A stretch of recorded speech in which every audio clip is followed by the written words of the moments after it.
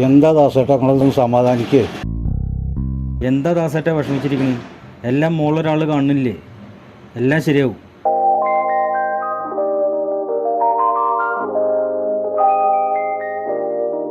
ആ രാജേഷ് വരുന്നുണ്ടല്ലോ.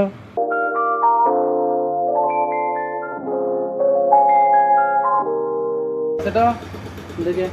അലിക്ക കമർക്ക എന്തൊക്കെയാ? സുഖല്ലേ?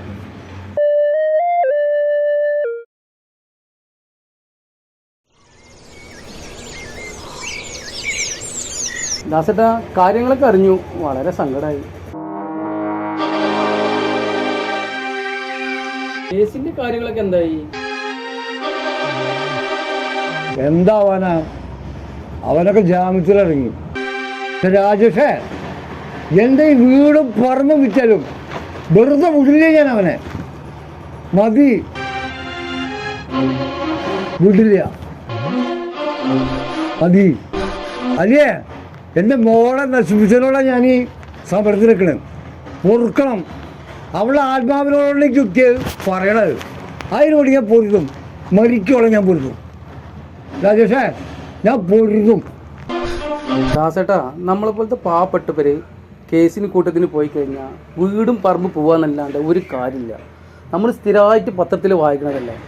10ാമത്തെ ദിവസം ജാമ്യത്തിലിറങ്ങി, 2ാമത്തെ ദിവസം ജാമ്യത്തിലിറങ്ങി, അച്ഛനെ കൊന്നവൻ ജാമ്യത്തിലിറങ്ങി, അമ്മയെ കൊന്നവൻ ജാമ്യത്തിലിറങ്ങി.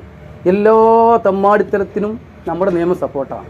നമ്മളെപ്പോലത്തെ പാവപ്പെട്ടവർ അവരുടെ വീട് പറമ്പെല്ലാം ഒഴിവാക്കിക്കൊണ്ട് നടന്നാൽ ഒന്നും നടക്കില്ല.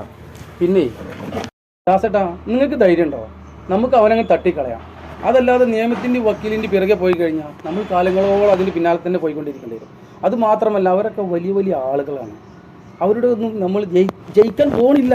നമ്മുടെ വീടും പറമ്പെല്ലാം പോകുന്നുള്ളത് അവരോടൊന്നും ഒരിക്കലും ഒരു സാധാരണക്കാരൻ. രാജേഷ് എൻ്റെ കൂടെ ഉണ്ടാവുമോ? ഞാൻ ദാസേട്ടൻ്റെ കൂടെ ഉണ്ട്. ദാസേട്ടാ, എനിക്ക് അവനെ ഒഴിവാക്കണം. കാരണം എൻ്റെ മോളുടെ കാര്യം അറിയാലോ.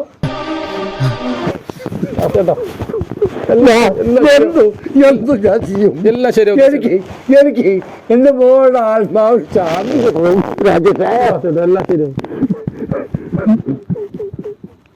കമറോ, ഈ ദാസേട്ടനും രാജേഷും എടുത്ത തീരുമാനങ്ങളോ അത് നാട്ടിലെല്ലാവരും നടപ്പാക്കുകയാണെങ്കിൽ ഈ നാട്ടിലൊരു വിഷയം ഉണ്ടാവില്ല.